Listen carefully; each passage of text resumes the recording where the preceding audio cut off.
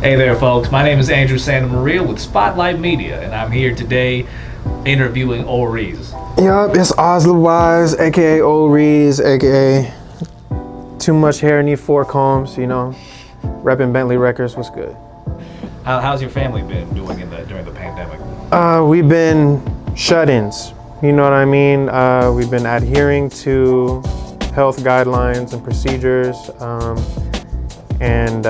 you know, this pandemic has been hurting a lot of artists, including myself. I know people who have not been able to perform as often as they usually would be doing, and myself included. You know, I'm usually in and out of Vegas, doing all types of shows, doing all types of stuff, working with all types of people, and that's been kind of put to a halt. You know, I'm not gonna put people in danger for my craft, so we're just gonna be wild on social media till everything blow over. That's good to hear. See, it sounds like you have a lot of experience in the game. How long have you been rapping for? It's 2020 right now. I think I recorded my first song like in 2007, 2008. Like 12 years. That was like on a Rock Band mic, PlayStation 4 USB Rock Band mic on like some like trial version of Audacity. Oh, you literally took a Rock Band mic from the PlayStation? Yeah, literally, I said, yo, we're done banging on the drums. I'm taking that microphone home and we rapping on that. That is willpower. Good Lord, that is willpower. Yeah, no pop filter, nothing, man. Just running. Wait, man, what made you want to rap? Growing up, where I was growing up in Vegas, you kind of had to like, you had to have something, you know what I mean? Like, or else people just not gonna respect you. You know, you're just not gonna get that respect that you feel that you deserve from normal interactions with people, and so you have to really show, like, you know, as a man, I guess that aggressive side, that nature, that monstrosity that's within. You gotta let the monster out, but not in a destructive manner. I didn't want to be a real monster, so I told myself, how can I earn the respect of my peers, but also stay in a good light? You know, I was like, I'm gonna make music, and I was like, I got a way with words, and it just flew from then on.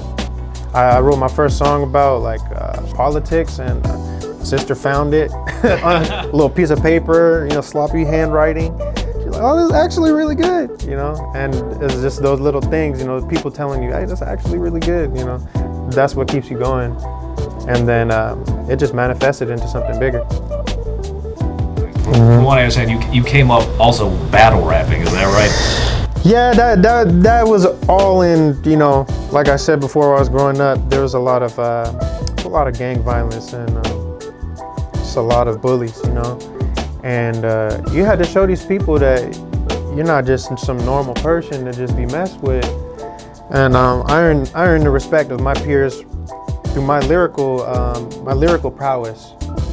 And they saw that as something that they could ride with too. They saw it as their sword as well. You know, they saw that gift as something that could help them as well. You know, and so people respected me. They put me in the circles, with guys, and just tear them to shreds. You know, I don't even remember like most of the lyrics because I was freestyling and just rapping real fast, you know, to scare them.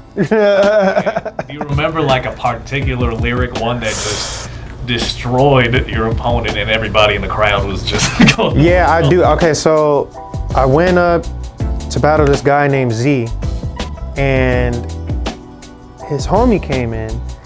After Z stopped rapping, his homie started rapping. And I'm like, they're both ganging up on me. Yeah, they're tag teaming me in the circle. So I was like, you know what?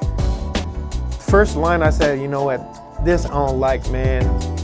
You trying to rap and I can't even hear your hype, man, or something like that, man. Or man, we were just going off. I was just going off on these fools because it's like you're really trying to battle me two people at a time.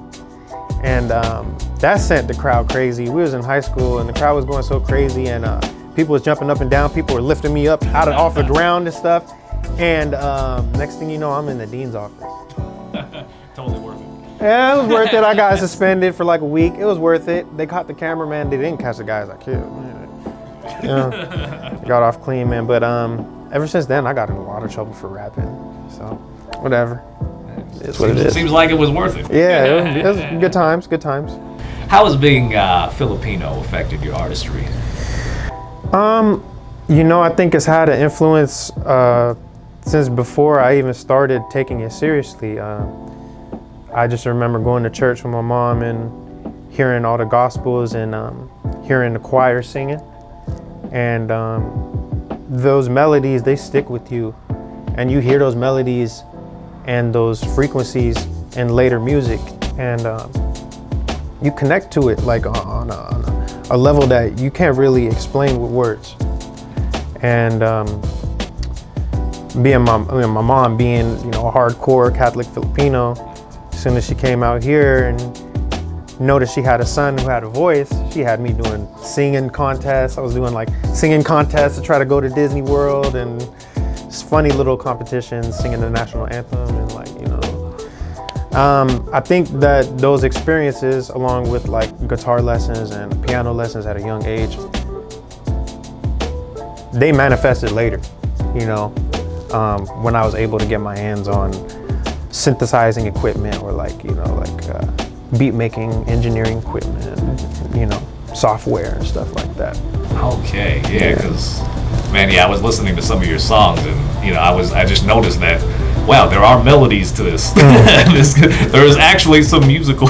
Most def, yeah. So your lyrics, and I really like that. Appreciate that, man. I take a lot of pride in that. I listen to a lot of growing up, I listened to Bone Thugs, really melodic, you know what I mean? Yeah. I listen to them all the time, so yeah. Who are some of your inspirations to your lyricism? Inspirations to my lyricism, man, everybody has their era. There was the time when Fabulous was running it in New York. There was a time when Nas was running it. There was a time when Biggie was running it. And it's just I take influence from all those people on the East Coast. They got lyrical talent that's incomparable to what's going on right now. And but I do have a lot of West Coast influence. I love Mac Dre. I love Keek the Sneak, E40. Rest in peace, Nipsey Hussle. You know what I mean? That was my dude. That was everyone's dude. And I listen to the South too, man. If you was growing up in Vegas, you was not a real rap head if you was not bumping Lil Wayne. And whether or not you liked him, his music was playing. Yes. And the music speaks for itself. A lot of his music speaks for itself. He's a very talented guy. And I actually believe that even though a lot of my melodic tendencies come from the later generations of rap, 90s, my lyrical prowess, I can attest to studying Wayne. Yeah, I studied Wayne's flow in and out, dissected lyrics, rhyme schemes, how he rode the beat, and even his own melodic tendencies. And a lot of my influence comes from Wayne. Yeah, Lil Wayne, Young Money. What's your favorite Lil Wayne song? Favorite Lil Wayne song has got to be Phone Home. Phone Home. That was probably the most this fool came out and just straight up said, I'm an alien. Okay. And had and I know that they were in the studio and he was telling his engineers, I want my voice to go that way. I want my voice to go this way. I want it to do this, that. I want it to bounce around. I want you to hear me saying this on the left. I want to sound like little Matrix freaking stuff going on over here. I could already imagine yo, he wanted that song to be crazy. And I appreciate that. Yeah, I like that creativity. Who's your top 5? Top 5. You can't do this to me, man. Top 5?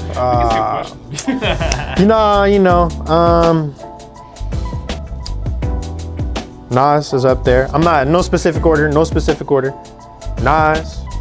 gotta put him up there. M, gotta put him up there. Like Kendrick, gotta put him up there. Lupe, Lupe's got some bars. Gotta put him up there. He's got some bars. You know what I'm saying?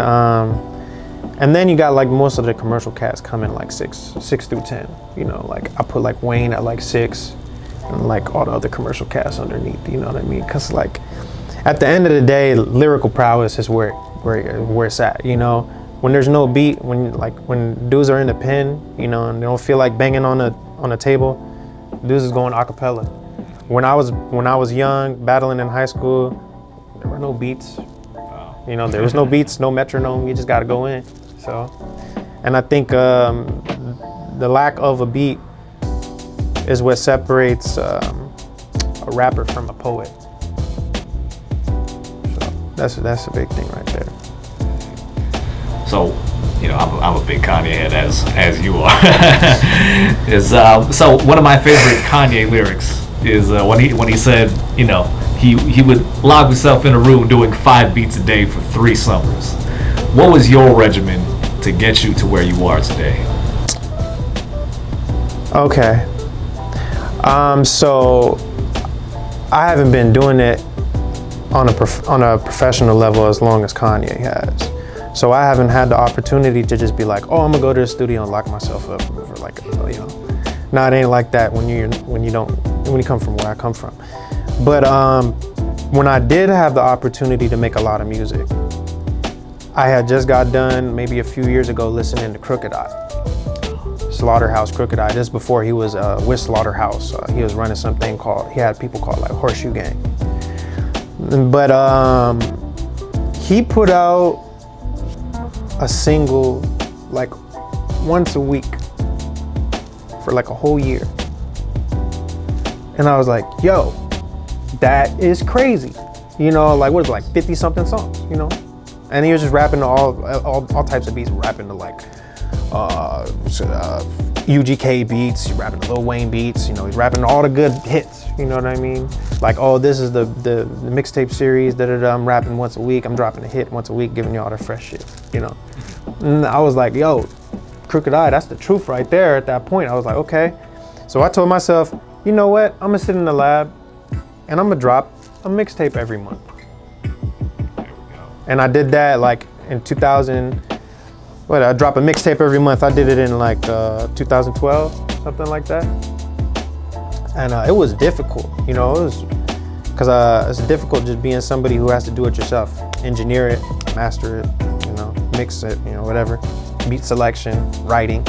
So that was a really, really good turning point in my career that showed me my actual like professional level that I could be working at, like how consistent I could actually work. So you would say that was like the moment you knew I could do this? Yeah, absolutely, yeah. That was the moment I knew that I had the work ethic and the mind to be able to organize it. Yeah, so I mean, just to briefly go over it, like I said, I listened to Crooked Eye. He said, I'm gonna put out a song once a week. I was like, yo, I'm digging that. That's a lot. That's a crazy work ethic. And I got the opportunity to lock myself up in my own studio, my own home, you know, for a little bit, recording on USB mic, and found a studio called New Heights. Shout out to Cisco. And I was putting money in, working 2 jobs, going to school, and going to the studio on weekends. And that turned into a mixtape like every month. Yeah, and so I was featuring like kudos like Breezy from Vegas, a lot of Vegas artists named like Breezy, fucking Empire Music Group, shout out to Empire Music Group. Shout out to my dude T-Mac Fly Zone, you know what I mean? There's a lot of cats on there. So yeah, I put out a mixtape every month for like the year of 2012, 2013, 2014, one of those years. And I got a lot of clout for that, a lot of good a lot of good attention. I had people telling me like, yo, this is art, you know, like I think like mixtape 3 called Late Nights, people was telling me like, yo, that is wild, you know, and then the fourth mixtape was Early Mornings. I put out a mixtape called Early Mornings, and I was mainly singing, doing primarily R&B stuff on that. And I had people going crazy. I had homies hitting me up like, yo, I did not know you could fucking vocalize like that. And I'm, you know, yeah, it's a great feeling. Yeah, especially when I'm real humble with how I view myself as a singer. So it's like, for someone to tell me like, yo, that's a voice. Thank you very much, yeah. What other things do you listen? What other genres of music do you listen to other than hip hop? I listen to a lot of drum and bass. Drum and bass is like something about it. It puts me in a hypnotic state of mind, and helps me get into this what I call flow state. Helps me get into flow state where just like I don't have to consciously make my decisions. My body just knows that's the right decision to make. Yeah, so I appreciate drum and bass. It puts me in flow state. I can make decisions unconsciously, and I know that I'm making the right decision and shit like that. If you weren't doing music, what would you be doing? I'd probably be like a lab technician of some sort. You know, I probably still will be. Sampling either DNA or something sophisticated, yeah. Speaking of sampling, what would you say is your favorite sample ever in the hip hop song? My favorite sample. I'm a nerd. I play a lot of games. For people who play PlayStation, shout out to Chrono Trigger. I think that's the game, Chrono Trigger. You know, Wiz Khalifa sampled a beat from Chrono Trigger, and it got Amber Rose on it. Real nice melody. Sounds like some Final Fantasy type deal, you know. Got like flutes and like xylophones hitting, you know. Real mystical, it puts you like a real Fantasia like state of mind. I like beats like that. But real mainstream song that got produced, got sampled, I would have to say is Ah Millie. Lil Wayne Ah Millie. Oh, okay. That's probably one of the most simplest samples I've ever heard, but it was weird. You know, it was weird. They took someone's voice and they just looped it, you know, put a crazy, you know, it was a hot loop though. It was weird. Usually I don't know how I feel about having a beat that's purely voice and then trying to mix someone's vocals on top of that voice. Yeah. How does that, you know, but it worked. It's like Otis level. It worked. I think it was the bass, really is the 808s. It's always the 808s. Huh? Who would you like to collaborate with, if you could collaborate with anybody musically? Who would I like to collaborate with if I could collaborate with anyone? Absol. Oh, I have not heard him. Absol, TDE, Absol, shout out Absol. That's my dude, man. That's all I can really say. Certified with the flows. Real mystical, you know. Real occult knowledge being hidden in that, you know. And I appreciate that kind of stuff. Mm-hmm. You work with any like Filipino artists as well? You know, I haven't had the opportunity to work with too many Filipino artists, but if I had the chance, I would get D Pride back in the studio. If anyone knows who D Pride is, shout out to D Pride.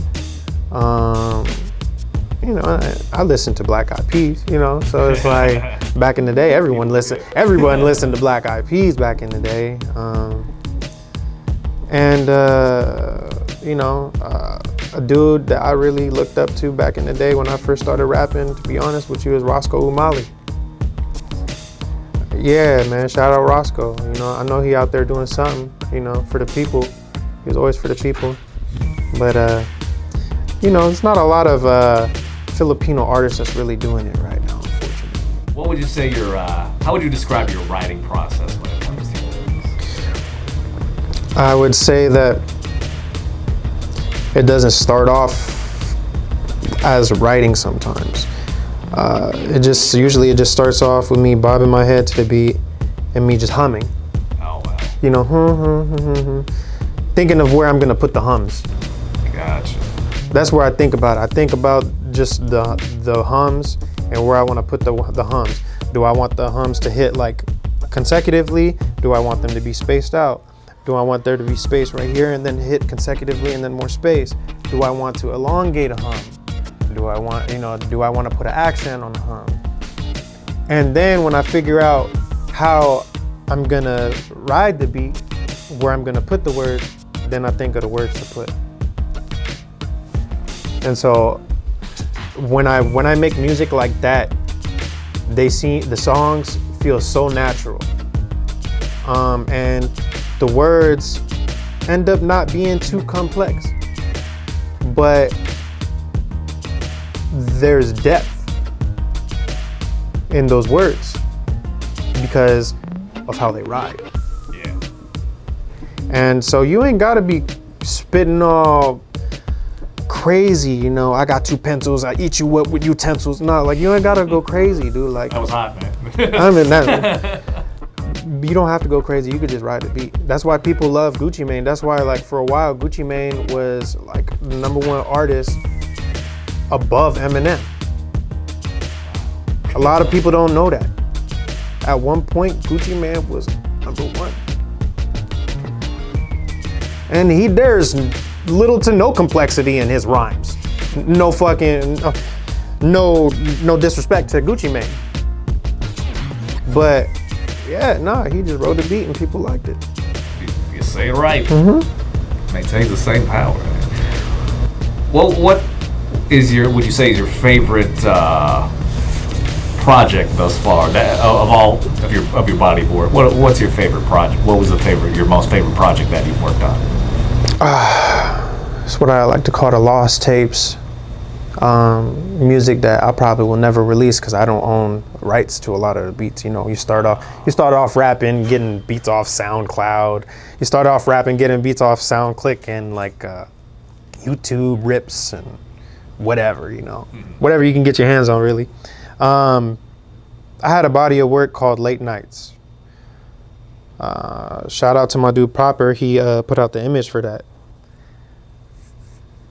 I was in a weird state of mind, you know, like I was single, fresh out of high school, a couple years out, and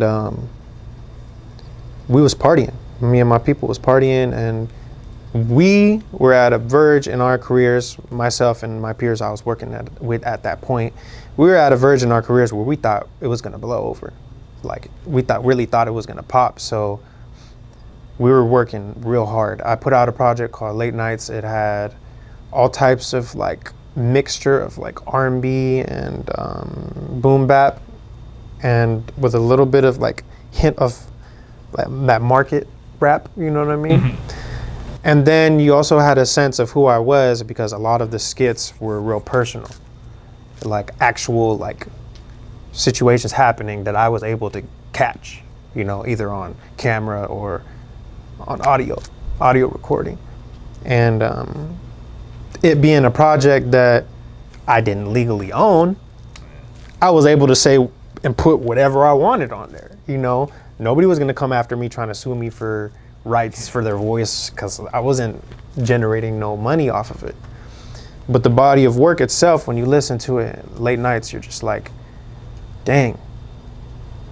At the end of it all, you went through all that. Like, you really went through all that. Like, bro, you didn't have to do that to yourself. You know, it was a crazy journey. Just exploring, you know, like who I was and my kind of like my dark self, you know, partying and doing a lot of like things that people will be kind of judgmental of. And I put all those things out into the open in the hopes of, you know, getting over it. So I really have a connection to that work, and I to this day I have people who still listen to it. That's great. Cool. One thing that really stood out to me when I read your bio was that you were now making enough money from the rap game to donate to the sick and poor. Can you tell me more about the charities you're involved in? That in itself is a blessing. Really, to explain that is now that I'm with Bentley Records, a real label, big time label. I can charge for rates for booking, more professionally and more with more how can I say this, more backing behind me. So lately I've been charging like a couple $100 for a verse and like $50 for like mixing your vocals and stuff like that, adjusting levels and whatnot, and getting images coordinated for you, getting images, graphics drawn up for you and stuff like that. And all that money goes towards funding my own musical endeavors, like music videos and purchasing beats and purchasing equipment, VSTs, plugins, software. And then the music that I'm able to develop from my equipment and all that other stuff, that generates the streams that I don't, and the streams generate the money. And the money that gets generated from the streams, I'm gonna donate. So that's basically what's going on. You pay a verse, for me, I feature on your song, I use your money to make my music so that my music can be listened to, and then the streams get donated. I'm gonna work on donating to end of life stage therapy. There's a lot of people in the US and just around the world that are on their deathbed and they are suffering. How does Filipino culture affect your music?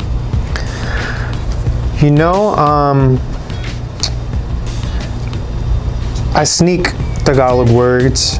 I sneak Tagalog words into my verses every now and then. I just hope that my Filipino fans can pick them out from the bodies of works that I have and appreciate them. I have experiences, that I've had with my Lola, my Lolo. We call them Nana and Tatay because that's what my mom, that's what my Tita, my Titos, that's what everyone called them, Nana and Tatay. So we just called them Nana and Tatay. And I actually have a song. That talks about me losing them, and me not being able to eat like the fish and the rice that they used to make. And man, I just miss them. I miss having somebody there constantly speaking Tagalog. Sometimes I'll fall asleep and I'll hear voices speaking Tagalog, and I know that's my mind trying to recreate just that comfort that I felt from it. And once my grandparents left, they were kind of like the linchpins, and we don't get together as much anymore. The family does not get together as much anymore, and I miss seeing like family that I haven't seen in years, and then that one Filipino auntie who comes up to you and says, "Oh, I haven't seen you. You've grown so much." And I'm like, "Do I remember you?" So we have a big family, and I plan to go back to Philippines eventually with my mother. She has a summer home out there in Palawan, and we're taking care of family out there. So Is Palawan where your family was from? not originally. I think my mother's from Cebu. Oh, okay. Yeah. What's your favorite Filipino dish? My favorite Filipino dish, man. You see, I love chicken adobo, but the trick is to add a bit of coconut milk. Coconut milk. I actually not heard of that one. I just revealed The greatest secrets. the greatest secret known to man. Coconut milk in your chicken adobo. It gives you a nice little transcendent feeling, you're like just floating on the flavor, so that's cool. What was the last time you went to the Philippines? Never. Oh, what? Never been.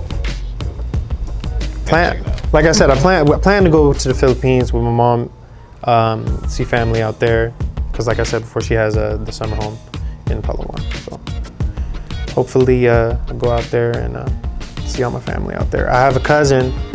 Shout out to my cousin Miggy. He works for a television station. He works for a television station in the Philippines. So I know that once we go out there, we're gonna be showing a good time.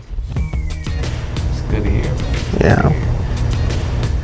What advice would you have for young up-and-coming artists trying to make it?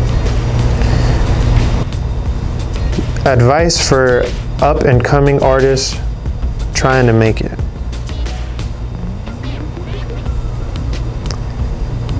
Find a real career first. Do that. That's solid advice, kids. Find a real career first. Your real career will pay for your studio time, FYI.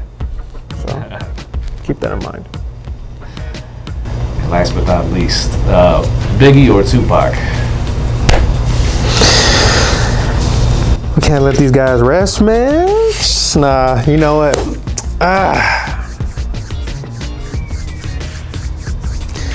Biggie. I'm Team Biggie too. I'm Team Biggie, man. I like melodies and stuff like that, and I like melodic rap. But like I said before, like I used to rap with no beat, so I'm a poet at heart, and that's the kind of stuff I appreciate. Poetry. Same.